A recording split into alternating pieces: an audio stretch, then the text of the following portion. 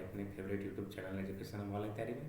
हम hydro electric power plant को पूरा बेसिक से स्टार्ट किए हैं और उसको अंतिम लेवल तक हर क्वेश्चंस कैसे आते हैं, उसका ओवरव्यू क्या है, इन सब चीज़ों को मैंने आपको एक ब्रीफ इंट्रोडक्शन दिया था पहले लेक्चर में। आज हम ये पार्ट 2 देख रहे हैं। इसमें हम देखेंगे कि उसके कंपोनेंट्स क्या होते हैं, उनकी वर्किंग कैसे होती है, इनके बारे में आज कंप्लीट स्टडी करने वाले हैं। जिन लोगों ने पहला लेक्चर नहीं देखा है वो बिल्कुल पहला लेक्चर देखें, उसका बाद ये लेक्चर सीरीज आपका कंप्लीट रहेगा। इसके बाद नेक्स्ट लेक्चर में मैं आपको न्यूक्लियर पावर स्टेशन के बारे में बताऊंगा।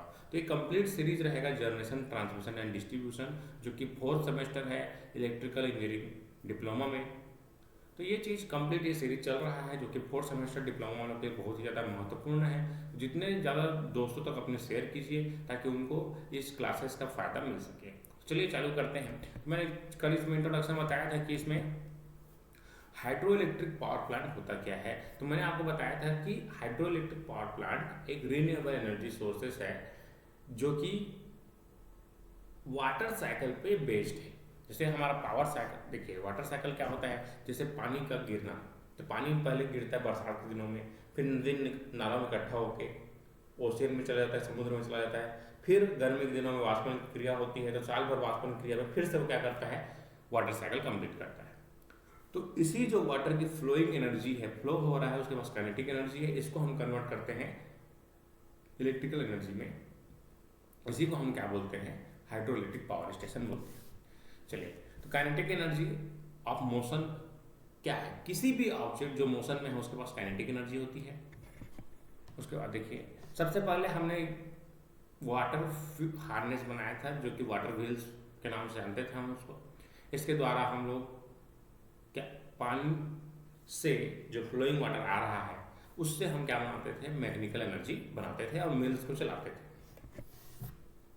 ठीक है, मैकेनिकल एनर्जी किसी भी ऑब्जेक्ट में मैकेनिकल एनर्जी कब होती है, जब वो किसी काम को करने के लिए सक्षम होता है, तो उसे हम मैकेनिकल एनर्जी कहते हैं। तो ये सबका इंट्रोडक्शन मैंने दिया है। देखिए आप, ये जो है आपका, ये है आपका वाटर टर्बाइंस। तो वाटर टर्बाइन जो है आपका काम करता है जो भी फ्लोइंग वाटर का एनर्जी है।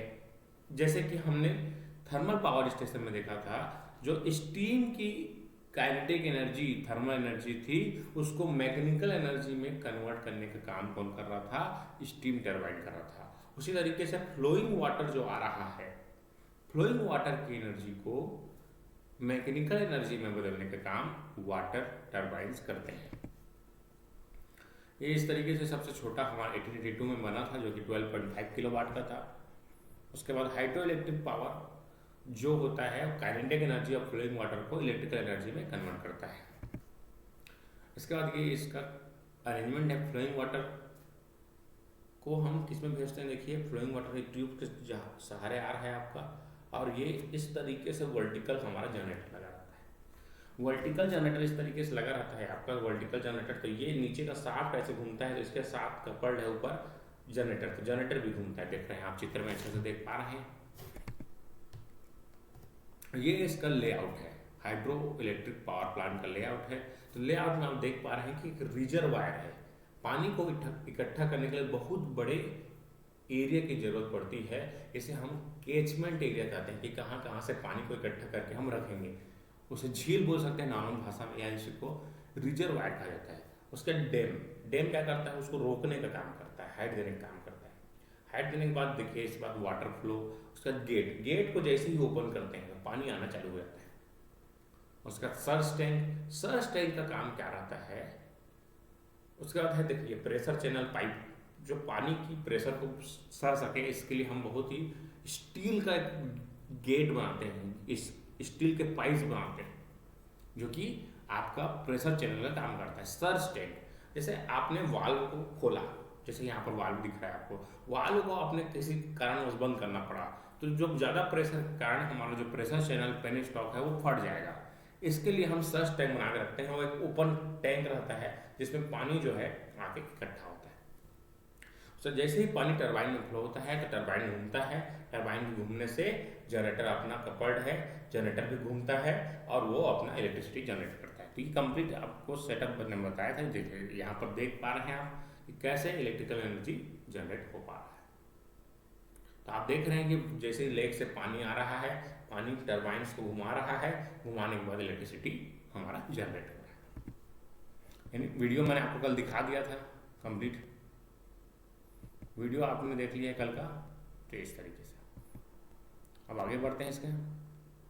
आप देखिए कितना इलेक्ट्रिकल एनर्जी मैं जनरेट कर सकता हूं, ये किस पर डिपेंड करेगा।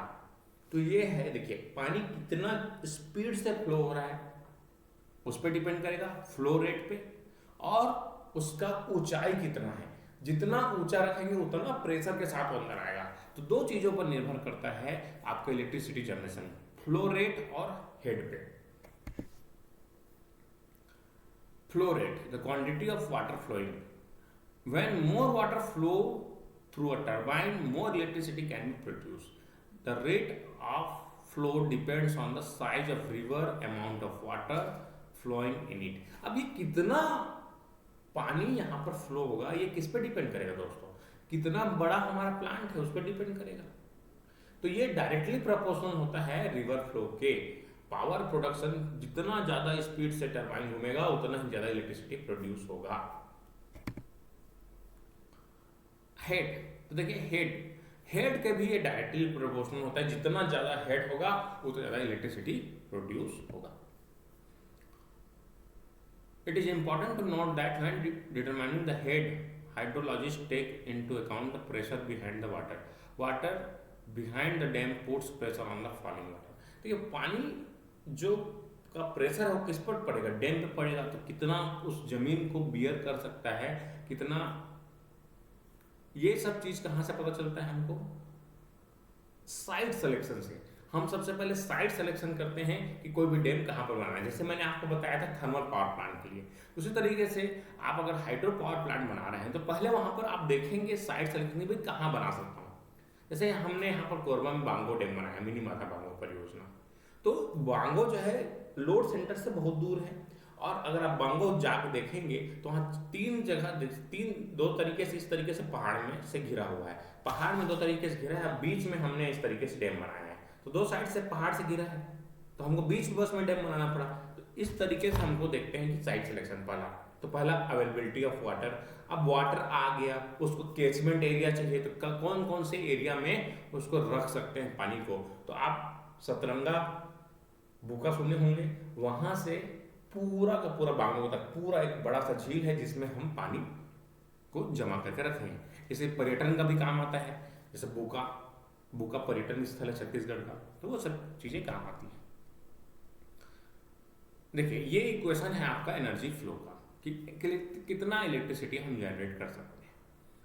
तो देखिए पावर बराबर है head into flow of water into efficiency divide by 11.8। 11.8 क्या है? इंडेक्स है जो कि किलोवाट में चेंज करता है। चलिए अब ये एक छोटा सा क्वेश्चन लिए है कि कैसे हम इलेक्ट्रिसिटी को कन्वर्ट कर सकते हैं। तो हेड मान लेते हैं 235 फीट है, और फ्लो मान लेते हैं 2200 क्यूबिक फीट पर सेकेंड है, और 0.8 80% इसकी इफिशियंसी है। सो कैलकुलेट करेंगे इस तरीके से तो हमारा ये होगा। अब हम यहाँ क्लासीफाई कर रहे हैं कि पावर प्लांट को कि कितने टाइप से हम क्लासीफाई कर सकते हैं। तो ये होता है according to head, high head, low head, medium head. उसी तरीके से हम इसको क्लासीफाई कर सकते हैं। आप जो यहाँ पर देख रहे हैं ये वर्ल्ड का हाईएस्ट डैम है, जिसको आपको धूम 3 मूवी में देखे थे, आमिर खान इसे इसको दिया था ऐसे करके धूम 3 मूवी पिक्चर में। तो ये आप देख पा रहे हैं, जो ये डैम आपको फोटो बनाया गया है, ये आपका सबसे हाईएस्ट ऊंचा वाला है। चलिए low head, many hydro plant system are considered low head because the height from which water falls is fairly low. Low head hydro system are generally less than 20 feet. तो 20 फीट से कम ऊंचाई वाले को हम बोलते हैं लो हेड प्लांट। Environmental consideration, अब देखिए high head hydro power system can produce a tremendous amount of power. However, large hydro power facilities, while essential pollution free to operate, still have undesirable effects on the environment. Environment में बहुत ज़्यादा फर्क पड़ता है। देखिए अब पानी को आपने रोक दिया है तो आगे जाएगा नहीं, तो डिस्प्यूट होता है हमेशा। जैसे कि दो देशों में, भारत और पाकिस्तान है जैसे कि, तो यहाँ से हम अगर भारत में अगर बांध बना के पानी को रोक दिए तो पाकिस्तान वाले सूखा मर रही है, सूखा हो जाएगा पूरा।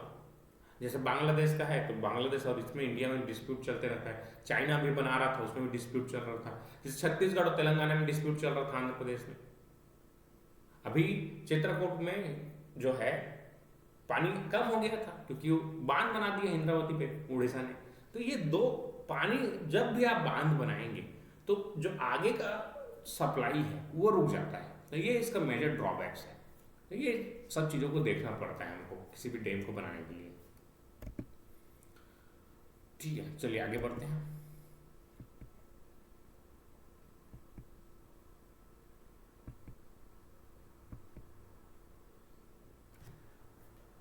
Because of water is cycle is continuous, hydro power is are renewable energy source. देखिए पानी फिर से गिरेगा इसलिए इसको रिन्यूएबल एनर्जी सोर्स बोला गया है। The future of hydro power lies in technology that also environmental friendly. ठीक है, चलिए ये कंप्लीट होता है। टाइप्स ऑफ हाइड्रोइलेक्ट्रिक फैसिलिटीज, देखिए रन ऑफ रिवर प्लांट्स होते हैं। उसके बाद देखिए, इसके बाद रन ऑफ रिवर प्लांट से बता चुका हूं मैं। साइज के हिसाब से देखिए, लार्ज हाइड्रो, तो जो अब इसमें हम लार्ज, मीडियम और स्मॉल, तो इस तरीके से हम तीन भाग में कैटेगराइज करते हैं according to power generation. Power generation के लिए देखिए, a large hydroelectric power facility capacity is produce more than 30 kilowatt, 30,000 kilowatt. अगर 30,000 किलोवाट से ज्यादा है तो उसको बोलते हैं लार्ज हाइड्रो, और 100 से 3,000 किलोवाट तक, 30 मेगावाट तक, तो उसे बोलेंगे स्मॉल हाइड्रो। उसके बाद माइक्रो हाइड्रो जो है 100 किलोवाट तक के पावर प्रोड्यूस करता है और उससे कम। जैसे कि हमारा कोरबा वेस्ट में हम माइक्रो हाइड्रो बना के रखे हैं, वो जो है माइक्रो पावर प्लांट है। देखिए कुछ डैम्स के बारे में बताया गया है कि देखिए ये इस तरीके से, because water delivery is first priority, electric produce as original fast used to mainly supplement high electricity demand and some। तो देखिए यहाँ पर ये जो वाटर का सप्लाई है ये इस पे डिपेंड करेगा कि पावर जनरेशन कितना हो रहा है। वाटर सप्लाई बंद हो जाएगा तो पावर सप्लाई बंद हो जाएगा। ठीक है, तो ये कुछ डैम्स के यहाँ पर फोटोग्राफ दिखाए गए हैं आपको कैसे हमारा डैम बनता है।